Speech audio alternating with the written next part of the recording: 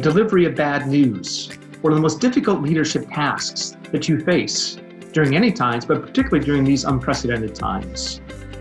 Bad news has to be delivered by someone to some person, some audience at some point in time, and people feel reluctant to do so.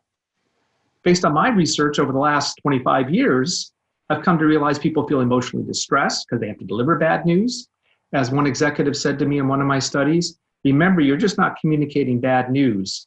You're communicating to a human being. But also people fear the anger and the blame, particularly if you're delivering the bad news up. But also what I find from my research is that people do not have the skill set to effectively deliver bad news and do it empathetically. What I want to share with you is what I've gleaned from over 25 years of research on the delivery of bad news that's relevant to you and your leadership in the organization that you are part of and the public you serve through your broadcasting. I find from my research that bad news really needs to be viewed as three phases of interrelated activities. Across these three phases, and the three phases are preparation phase, where you lay the groundwork for the delivery of bad news. There's the actual delivery phase where you communicate the bad news. But after you've delivered the bad news, you're not done. You're really not done. Because you have to have transition and follow-up activities to make sure people know that you're back on the right track. Let me talk about each of these phases with specific leadership tasks and skills for you to do it more effectively and more empathetically.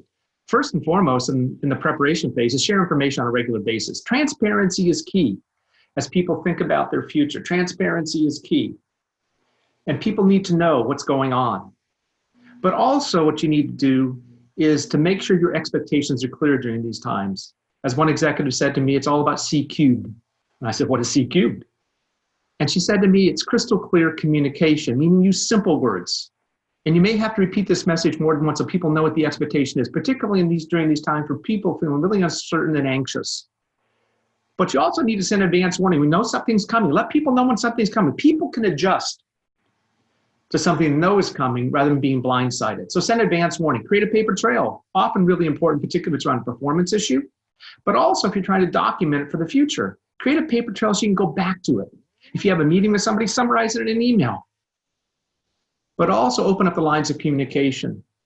That means stay close to the people. I know that means virtually now, but stay close to the people. Start your meetings with what's on your mind? What are the key issues? How are you doing? Not just as a phrase, but how are you doing? What are you feeling? But also before you deliver the bad news, my research suggests that you also want to rehearse. As one executive said to me, rehearse, rehearse, rehearse. You got to practice it because delivering bad news is difficult and it makes you feel anxious and emotional. So the more you rehearse it, the easier it'll be for you when you actually have to deliver the news. But then there's the actual delivery phase where you have to communicate the news. You need to deliver it personally, not by email. The more important than bad news, the more important the issue, the more you want to do it personally. I know that's via Zoom now, but at least they have to see your face. They have to see your face. You just can't see it in email. But also what you need to do when you share the news, you'll need to share it as soon as possible. As soon as you know, share it. This is particularly true up. As soon as you know something's happened, share it. But also when you're delivering the bad news, my research suggests you have to focus on three key questions that people are listening for answers to. The first one is why? Why did this happen? Second, how's it going to affect me? That may be the first question people are asking. But also as part of your explanation, is there hope for the future? Could there be a happy ending? And you provide that explanation.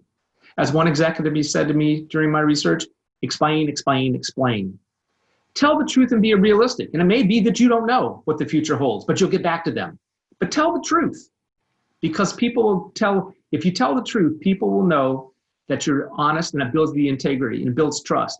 When you're delivering bad news with your people or up, always bring solutions. As one executive said to me, bad news without solutions is real bad news.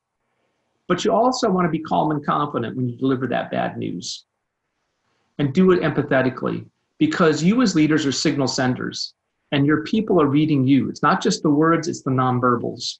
So they're focusing in on you. The third phase is the transition phase. In the transition phase, what you need to do is get key stakeholders' involvement in coming up with new strategies and solutions. And that may be the people that you work with. Get their ideas. The key word for me is co-create solutions with all key stakeholders, employees, the people you serve, different stakeholders. But then what you need to do to show that you're back on track, you're making progress, you need to implement solutions some quickly. And you want to get some quick wins. Quick wins, small wins, that's really essential to telling people we're back on track. It creates a sense of confidence. Oh, we can do this, a sense of progress. Oh, we're moving. But it also, what it does for you, it silences the doubters and cynics who said this is not a good strategy. You want to engage in public relations. When you have successes, share them. Don't assume everybody in the organization knows when good things happen. Don't assume the public knows when good things happen and you're serving them in a way they hadn't anticipated. Highlight the key successes to different stakeholders. Those are the key aspects of the delivery of bad news. There's a preparation phase, a delivery phase, a transition phase. Bad news is never easy to deliver, but it can be easier if you know the tasks and the skills necessary to do it effectively and empathetically.